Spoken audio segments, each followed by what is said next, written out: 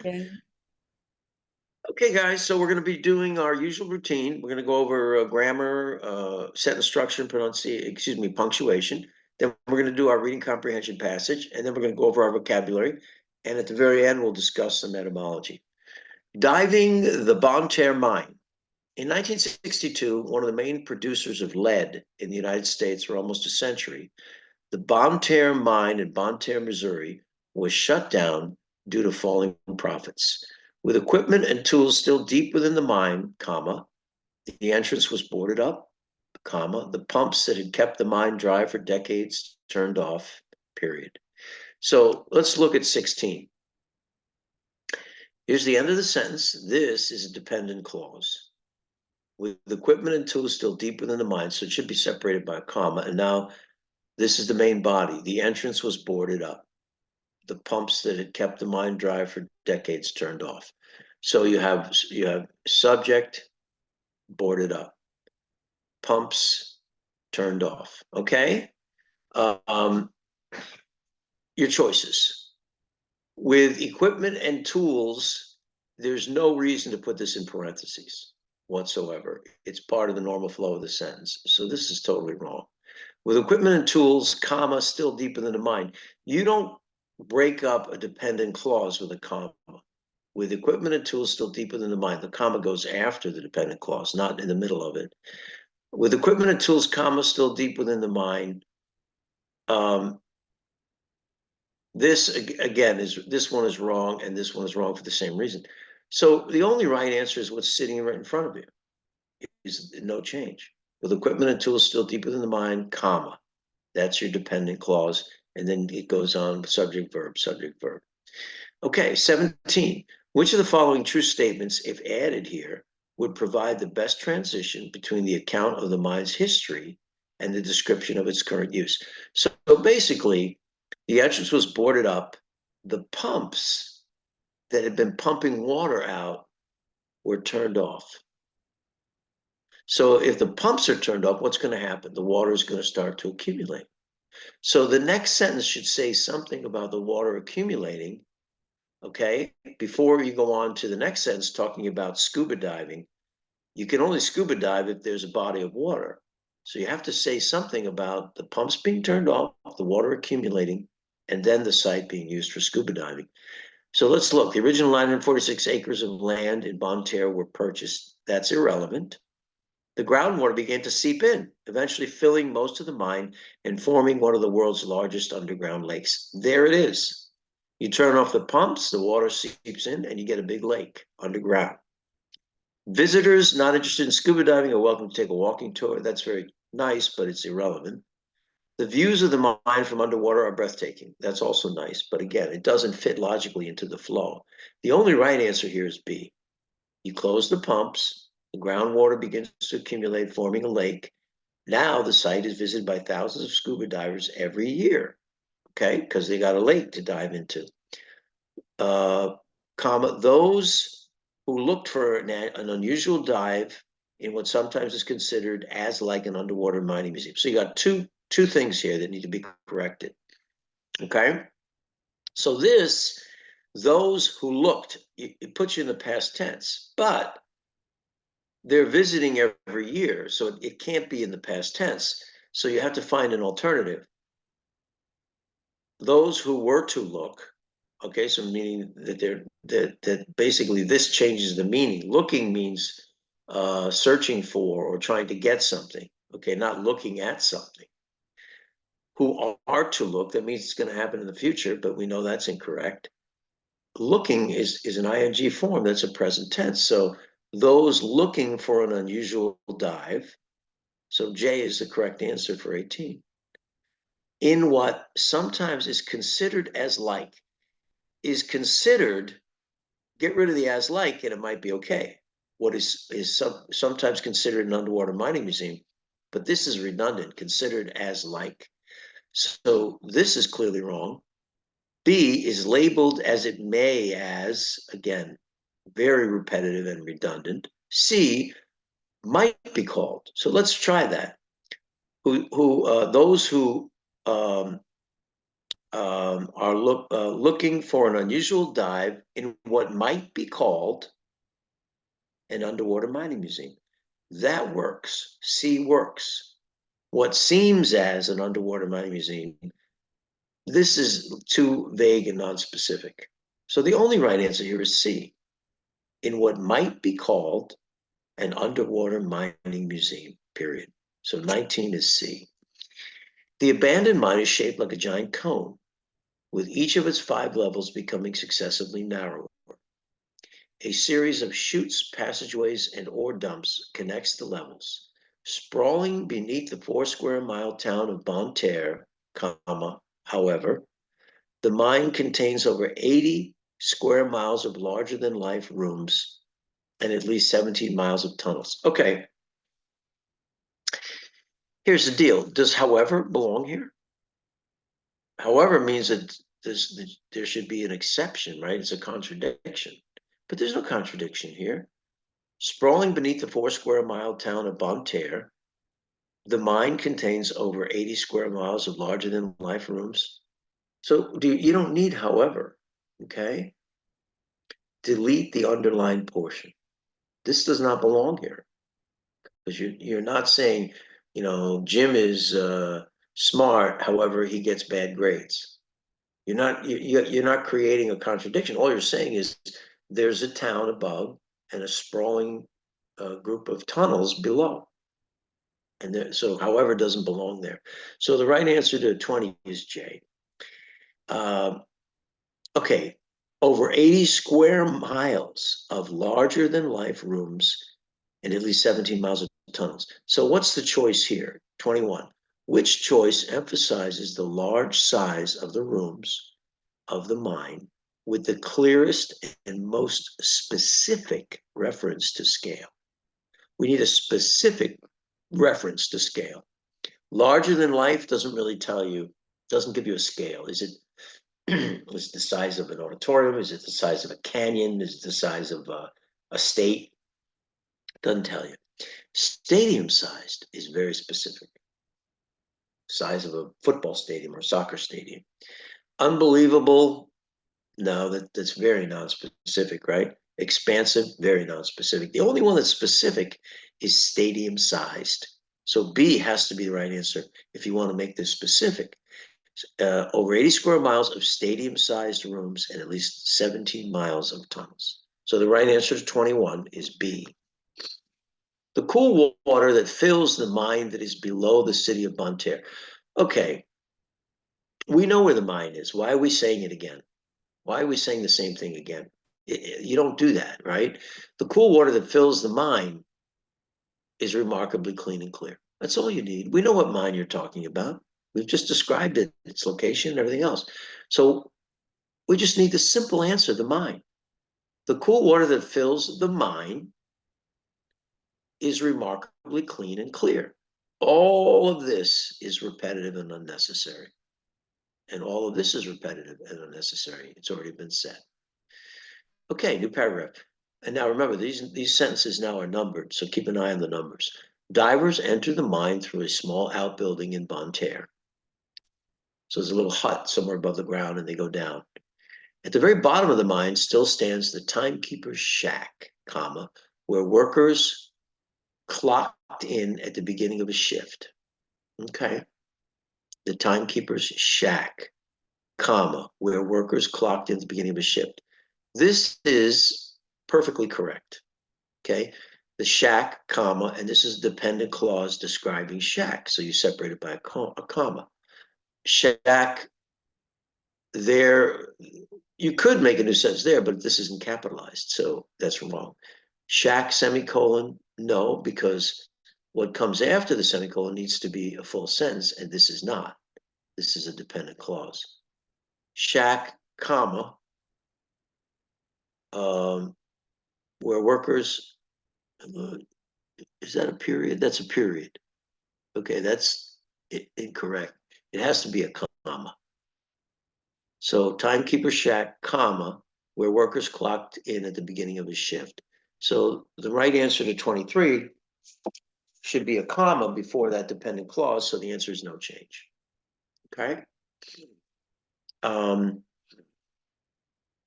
Sentence 3, inside 500,000 watt floodlights gleam the dry top level of the mine where walking tours are held. Okay, gleam is not a good word. A gleam is kind of like an indirect or faint light. The gleam of dawn, the gleam of sunset. The word gleam is inappropriate. These are 500,000 watt floodlights. They're going to light it up. So you need to find a better word than gleam for lighting something up big time. Illuminate, there you go. To illuminate something is to fill it with light. So if you change this word to illuminate, inside 500,000 watt floodlights illuminate the dry top level of the mine where walking tours are held. So illuminate, fill with light, radiate could be heat or it could be x-rays or something else. So it doesn't necessarily refer to light. Enlighten is a different type of light. That's the light of knowledge. So illuminate's the only right answer. So the answer to 24 is G. The main diving docks are about a quarter mile within the mine on the second level. On guided tours, divers explore tunnels filled with ore carts, rock drills, dynamite boxes, and other artifacts from the mine's possession. So these are artifacts, meaning they come from the past. An artifact is something left over from the past. So it's not from the mine's possession. It's from the mine itself. So let's look and see if there's something here that refers to going into the past. B, the working days of the mine. That's in the past. When it worked. When what worked? Then. What? So these are so non-specific that they're wrong. But if you put this phrase B in, it makes perfect sense. Filled with ore carts, rock drills, dynamite boxes, and other artifacts from the working days of the mine, from the past. Okay, so the right answer 25 is B. Smooth walls and ceilings stretch for miles, comma, and shimmer with deposits of cobalt, copper, calcium, and iron. There's a semicolon here, which means that the sentence, it has to be a complete sentence before and after, and the two sentences have to be related. Pillars of unexcavated rock support the ceiling. Pillars support. So this is a complete sentence. So this semicolon is okay, because these sentences are related to the structure of the mine, right? They're both related to the structure. So let's look at 26. Do we want a comma there or not? Okay. What are our choices? Miles and shimmer with no comma, miles, comma, and shimmer with two commas, miles and shimmer with a comma only after shimmer. Okay, so smooth walls and ceilings stretch and shimmer with deposits of cobalt. That would be fine if you didn't have 4 miles in there. But because you have this 4 miles, which is a prepositional phrase, you need a comma here. Because you might think stretch for miles and shimmer. And it creates some confusion in how you read the sentence. You want to pause there, and the comma lets you know to pause. Smooth walls and ceilings stretch for miles, comma, and shimmer with deposits of cobalt, calcium, copper, calcium, and iron. So the right answer here is to leave it as is, no change, 26. Okay, you do need a comma there, but you don't need a comma after shimmer. Okay, you're not going to separate shimmer from with. Okay, that ruins the train of thought. Okay, so these commas are wrong. This has no commas, and this comma, the one that's already there, is perfectly appropriate. Okay, 27, the semicolon works. It's okay. Which of the following alternatives to the underlined portion would not be acceptable? Okay, so a semicolon throughout the mine, pillars support, pillars of unexcavated rock support the ceiling. Again, this is a complete sentence. Throughout the mine, comma, pillars of unexcavated rock support the ceiling. So you have the complete sentence before and a complete sentence after, and they are related. So this is A is fine. B, iron, okay? Complete sentence before comma, while pillars of unexcavated rock support the ceiling. This is also correct because the comma doesn't need a complete sentence after it. It has a dependent clause. While pillars of unexcavated rock support the ceiling. So this would work. Next one, iron, end of sentence, period. Pillars, not capitalized. That looks like a period to me. I think it is a period. But in any event, if you're going to end a sentence, you got to capitalize. So if you look at D, it ends the sentence and then it capitalizes the pillars. That's correct because you're starting a new sentence. Rather than using a semicolon here, you decide to literally break it into two sentences. So you end the first sentence with a period and then you capitalize the second sentence. But here we're ending the first sentence with a period and there's no capital. So which of these is not acceptable? The right answer to 27 is C. It's unacceptable. Okay. Let's move on. Near the shack, a rusting locomotive lies on its side. Question 28. For the sake of the logic and coherence of this paragraph, sentence 2 should be placed. Let's look at sentence 2. At the very bottom of the mine still stands the timekeeper's shack. Okay. You enter the mine through the top. Okay. Then there's floodlights at the top level of the mine. Then the diving docks are a quarter mile down on the second level. On guided tours, the divers go even deeper, right? Exploring artifacts. So you're moving from the top of the mine to the bottom, except with this sentence, it's out of place. So where does it go?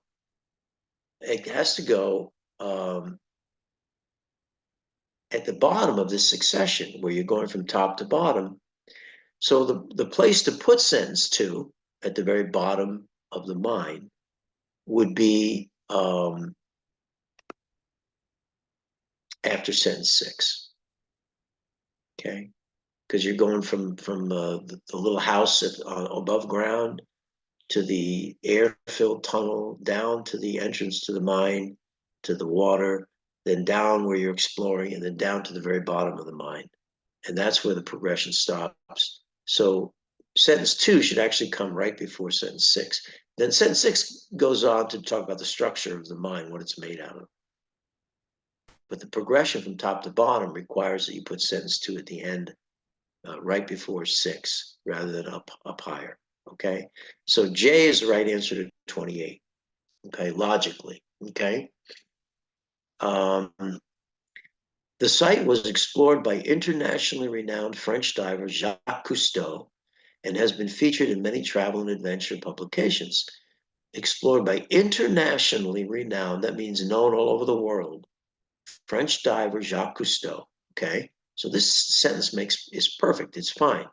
Given that all the choices are accurate, which one provides the clearest and most relevant information at this point in the essay?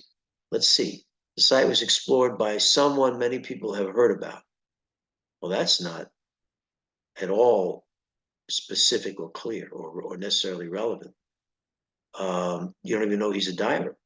The site was explored by winner of awards in several areas. You don't even know he's a diver. Tourist and Frenchman Jacques Cousteau. You don't even know he's a diver. So the only one that's good is no change because he's an internationally renowned French diver. And that's why he's exploring this flooded mine. Divers from around the world visit the Bonne Terre mine site, keep swimming into a fascinating past. Why do they visit? Why do they visit? They visit to swim. You need the infinitive here. Okay? Divers from around the world. Divers visit to swim in a fascinating past. Take all the window dressing out. Divers visit to swim. Infinitive. Okay? As it swims refers to the mine, which is not swimming. That swims refers to the mine, but to swim refers to the divers in a fascinating past. So the right answer to 30 is J. Okay, we'll go on to the long passage. This is about George Washington, the father of our country, the father of the United States. He was the general that won the war against the British and got our independence. And then he went on to become the first president. He served 2 terms, 8 years, 2 4-year terms, and he held the country together at a very difficult time. This is passage adapted from the article The Reluctant President by Ron Chernow. On February 4th, 1789, the 69 members of the Electoral College made George Washington the only president to be unanimously elected, but Congress was unable to meet until April to make the choice official. So they voted in February, but not until April would it be official. The congressional delay in certifying George Washington's election as president only allowed more time for his doubts to fester, his doubts to multiply and get worse, as he considered the Herculean task ahead, a task that could only be done by the god Hercules, very big task. He savored his wait as a welcome reprieve, he told his former comrade in arms and future Secretary of War, Henry Knox, adding that his movements to the chair of government will be accompanied with feelings not unlike those of a culprit who is going to the place of his execution. So he's not looking forward to serving as president. He sees it almost as a punishment. His peaceful abode, his peaceful house at Mount Vernon in Virginia, his fears that he lacked the required skills, the requisite skills for the presidency, the ocean of difficulties facing the country, a brand new country, all gave him pause on the eve of his momentous trip to New York. In a letter to his friend Edward Rutledge, he claimed that in accepting the presidency, he had given up, quote, all expectations of private happiness in this world, close quote. And remember, New York was the first capital of the United States. Then it went to Philadelphia, then briefly York, Pennsylvania, and then finally back to Philadelphia and then to Washington, D.C. So the capital moved around in the first few years of the country. The day after Congress counted the electoral votes, declaring Washington the first president, it dispatched Charles Thompson, the Secretary of Congress, to bear the official announcement to Mount Vernon, where Washington was living. The legislatures had chosen a fine emissary, messenger, a well-rounded man known for his work in astronomy and mathematics. The Irish-born Thompson couldn't have relished the trying journey to Virginia, which was much impeded by tempestuous weather, bad roads, and the many large rivers I had to cross. Yet he rejoiced that the new president would be Washington, whom he venerated, respected, as someone singled out by the Providence to be the savior and father of the country. Having known Thompson since the Continental Congress, Washington esteemed him as a faithful public servant, an exemplary patriot. So Washington approved of him very much, of Thompson. Around noon on April 14th, 1789, Washington flung open the door at Mount Vernon and greeted his visitor with a cordial embrace. He hugged him. Once in the privacy of the mansion, he and Thompson conducted a stiff verbal minuet. A minuet is two people back and forth, like a dance. And a verbal minuet is two people talking back and forth at each other, each man reading from a prepared script. So they were reading a script back and forth. Thompson began by declaring, quote, I am honored with the commands of the Senate to wait upon your excellency with the information of your being elected to the office of President of the United States of America by a unanimous vote. He read aloud a letter from Senator John Langdon of New Hampshire, the president pro tempore. That means temporary president before the new guy comes. Suffer me, sir, this is Langdon's letter. Suffer me, sir, to indulge the hope that so auspicious, so positive a mark of public confidence will meet your approbation, your approval, and be considered as a sure pledge of the affection and support you are to expect from a free and enlightened people. So he's saying, please come to Washington. You know, we're going to support you. We need you. He's basically not quite begging, but close. There was something deferential. In other words, Langdon was making himself uh, less than Washington, looking up to Washington, even slightly servile, like a servant, in Langdon's tone, as if he feared that Washington might renege on his promise, in other words, refuse to take the job. Thus was greatness once again thrust upon George Washington. Any student of Washington's life might have predicted that he would acknowledge his election in a short, self-effacing speech full of disclaimers. In other words, very humble. Quote, while I realize the arduous nature, the difficult nature of the task which is conferred on me, and feel my inability to perform it, he replied to Thompson, I wish there may not be reason for regretting the choice. In other words, I hope I live up to the job. All I can promise is only that which can be accomplished by an honest zeal. In other words, an honest effort, an honest enthusiasm. This sentiment of modesty connected so perfectly with Washington's private letters that it could not have been feigned. It couldn't be fake. It was sincere. He wondered whether he was fit for the post, so unlike anything he had ever done.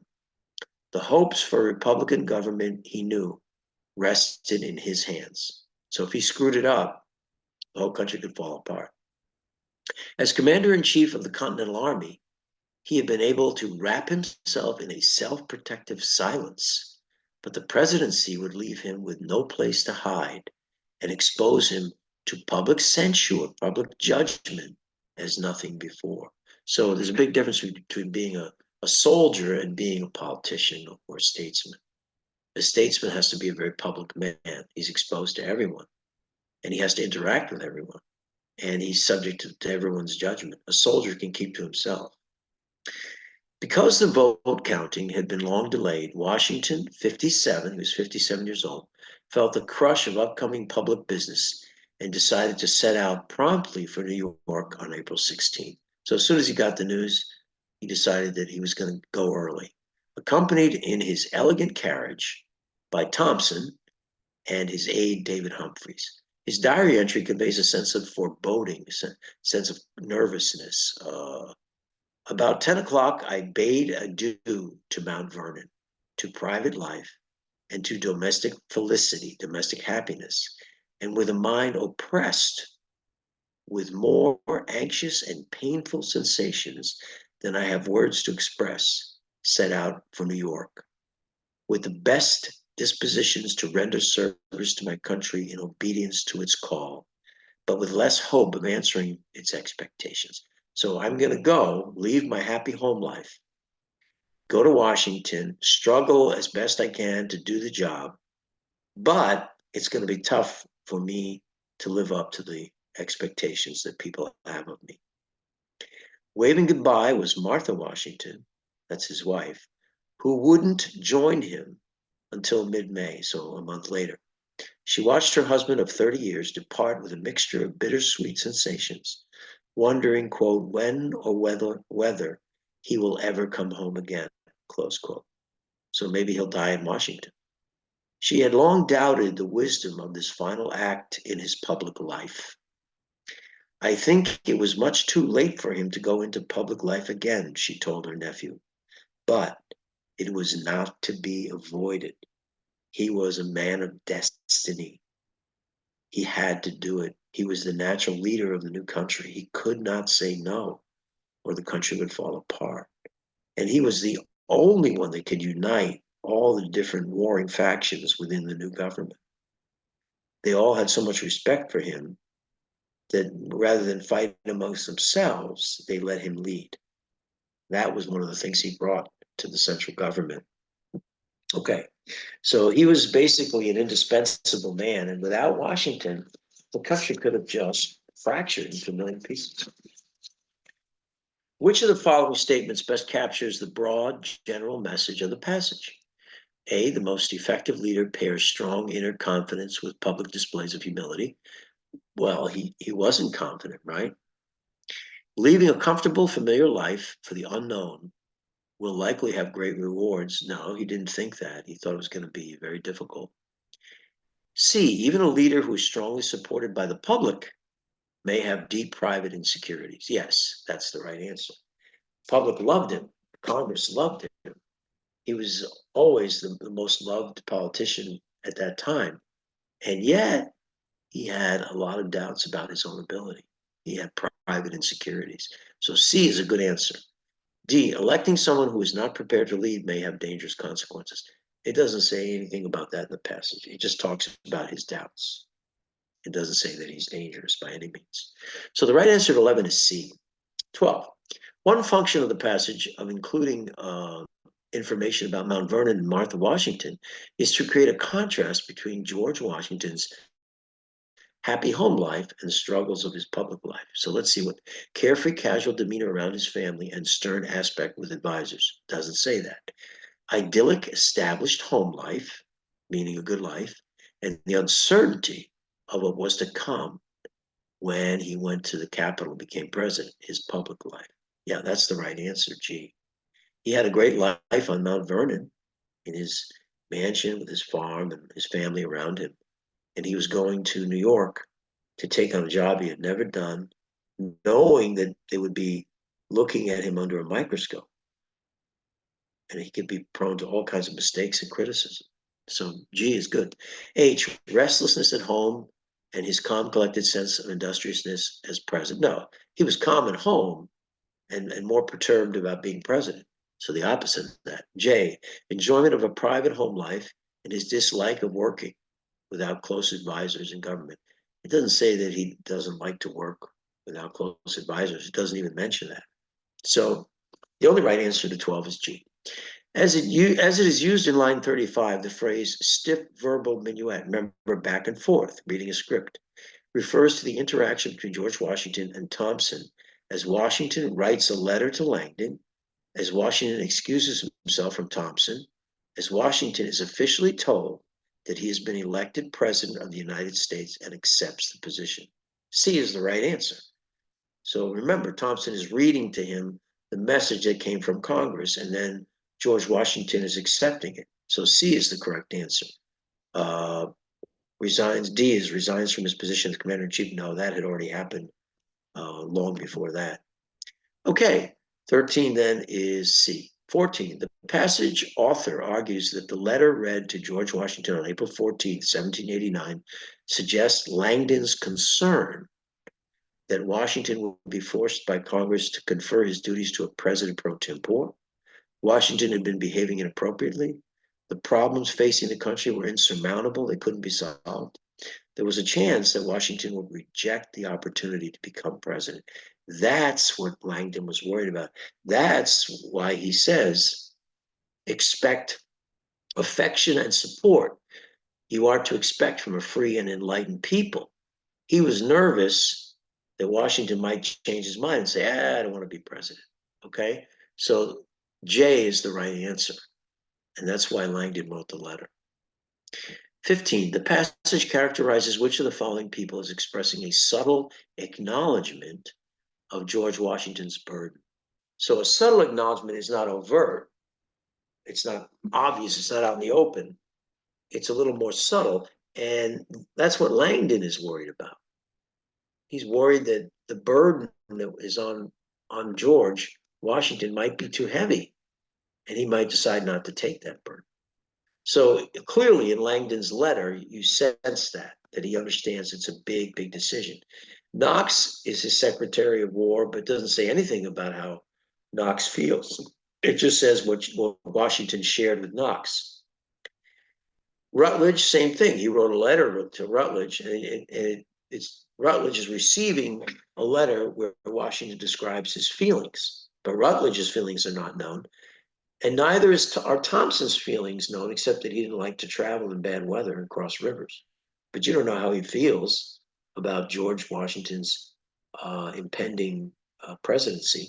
So both Knox, Rutledge, and Thompson are characters who receive information from Washington, but you don't really have a sense of how they feel about him becoming president. Langdon's letter shows concern So there's that subtle expression of, gee, it's a big job. Maybe he doesn't want it, the burden. So Langdon is aware. So 15, the right answer is B. Okay. 16, according to the passage, the congressional delay in certifying George Washington's election allowed Washington time to what? To let his doubts multiply, steep himself in his doubts and fears, causing them to grow. Yep. He sat around thinking about it, and the more he thought about it, the worse it got. And it clearly says that at the beginning, uses the word fester. More time for his doubts to fester, to multiply and get worse, sitting around thinking about what he had to do. Okay. So F is correct. Share with others his hopes for and confidence in the government. No, that's not what it says. Closely consider the huge task ahead, which eased some of his worry. No, it didn't ease his worry. It made him more worried. Confer with his aides about the difficulties facing the country. No, he doesn't talk about that specifically in the passage. So the only right answer is F.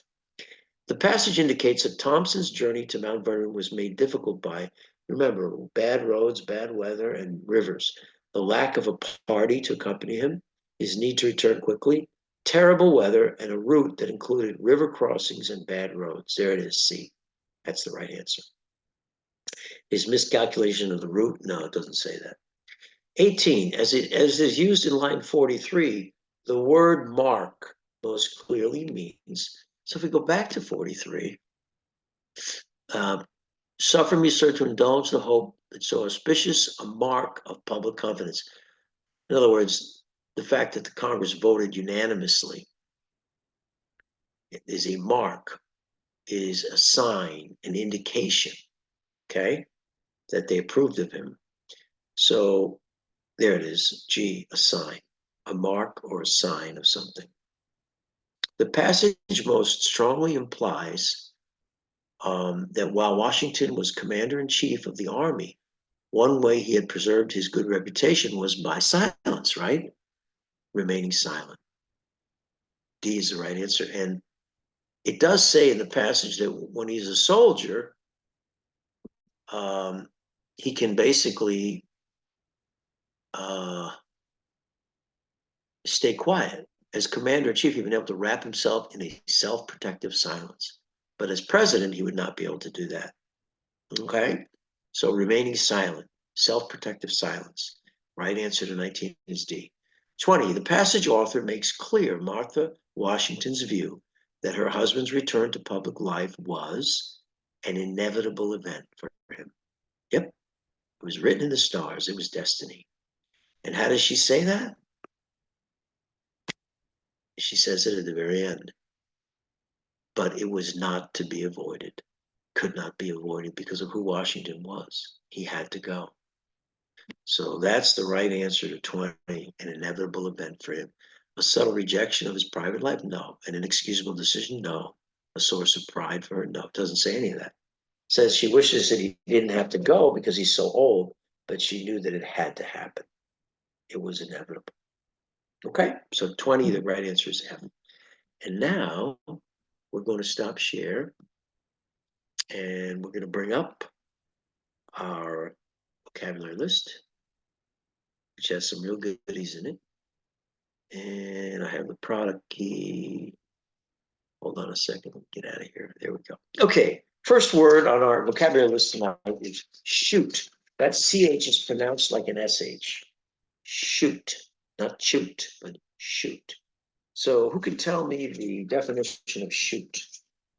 A sloping channel for moving things to a lower level.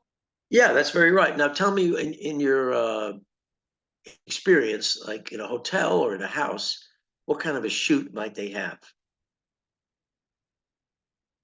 Actually, my son lives in a apartment building where they have a chute for the laundry and they have a chute for the garbage. So you can be on any floor and you can just throw the garbage in the chute. It goes down into a dumpster in the basement. It's called a garbage chute. Okay, good job. Gleam. Now remember, gleam is not like a bright light. It's not like a big floodlights brightly illuminating. A gleam is something more subtle. So who can give me a definition of gleam? To shine with reflected light. Yeah, it's like a reflected or subdued light that appears somewhere, maybe on the horizon, maybe at dawn as the sun's coming up. A gleam in your eye would be like a little shimmer of light in your eye, meaning you're excited or you're happy. And then a gleam of hope is a little indication of hope. You can use the word that way as well. A gleam of hope, the gleam in your eye, the gleam of a new dawn.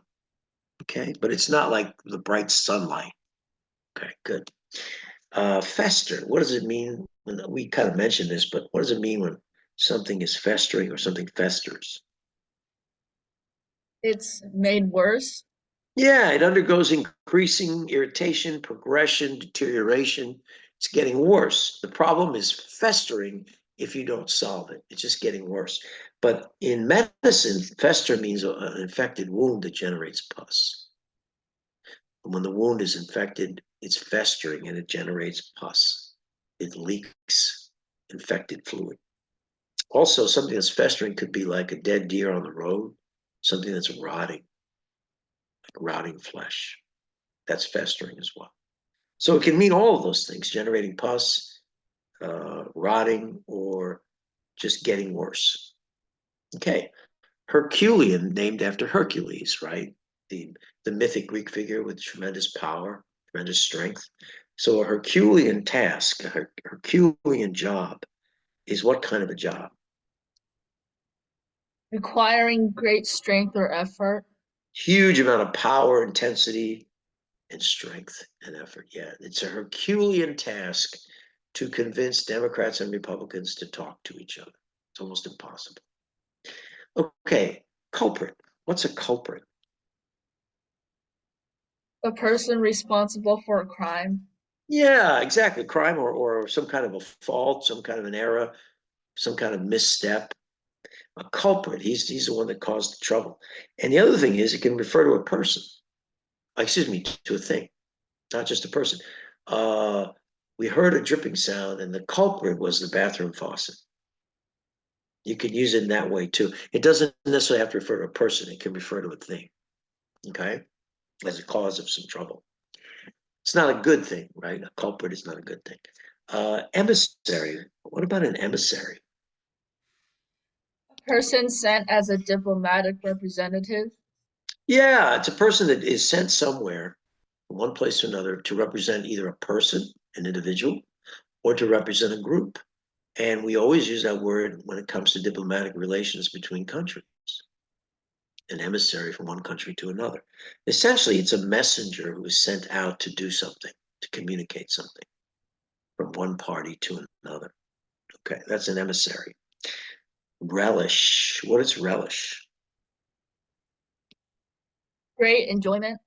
Yeah, he relished the chance to try out for the Olympics again after he had failed the first time. He relished it. He desired it. He delighted in it. A strong urge towards something, or relishing something. What's another definition of relish? A noun. A sauce. Yeah, it's like a condiment that you put on your burger or on your hot dog. You put a relish on there to make it taste better. It's a condiment, it adds flavor. So there you go. Flavor, I guess, is something that you like. So the noun relish is something you put on top of something as a condiment. But the verb relish is to like something really, to enjoy it tremendously, to delight in it. Tempestuous. Tell me what tempestuous means. Strong conflicting emotions. Yeah, it's a turbulent and stormy thing. So it refers sometimes to the weather, or it can refer to somebody's moods. Um, the weather was tempestuous. It was stormy, windy, rainy, you know. But if someone has a tempestuous demeanor, that means they can go from being happy to being angry very quickly, and then back to being happy and then sad. They're just very unstable. They're tempestuous. They get very emotional very quickly. And the word tempest comes from the Latin tempestos, which means time or seasons or weather. And with time, with seasons, comes changing weather. So the original idea of tempestuous was basically the change of the seasons and the weather, and then they started applying it to people's personalities. Okay. To venerate, what does it mean to venerate something or someone? To regard with great respect. Yeah, to venerate someone is a very high level of respect and admiration. To honor someone extremely. It doesn't just mean to like them or to approve of them. It means something more profound. Like you may approve of your friends, but you don't venerate them. Okay? You want to save that word for somebody who you hold in the highest possible esteem. Okay? To venerate someone. Pro tempore. We talked about this in the passage. What is pro tempore? If you're the president, pro tempore means you're the president for, Temporary replacement. yeah, you're temporary. You're an interim president. They're waiting for the elected person to come in. You're just a placeholder. You're pro tempore, as per time. Auspicious, the auspicious occasion. What does A that mean? favorable condition. Yeah, very favorable, very fortunate, very prosperous. It also suggests that there'll be further success. The outcome of the first race was quite auspicious for the young runner, meaning, hey, babe, he's going to be good. His future is bright. So there's an indication of some kind of prediction of future success in an event, an auspicious event. Or it could just be used to mean fortunate, prosperous, successful, happy, like an auspicious occasion, 50th wedding anniversary, everybody's happy. Approbation. What is approbation? Approval or praise. Absolutely. Approbation means you approve of something, you're giving it your approval. Disapprobation means you're unhappy with it. You don't approve of it. So there's approbation and disapprobation. Okay? The two words are exactly opposite in meaning. So our two etymology words today, one is emissary. An emissary comes from the Latin emittere. And emittere is E-M-M-I-T-T-E-R-E, emittere, which means to send out. In Latin, it means to send out. And if you look at emissary, the T's have become S's because it's the past participle form of emittere. But think of this word, emit, E-M-I-T, to emit something, to send out light, to emit radiation, right?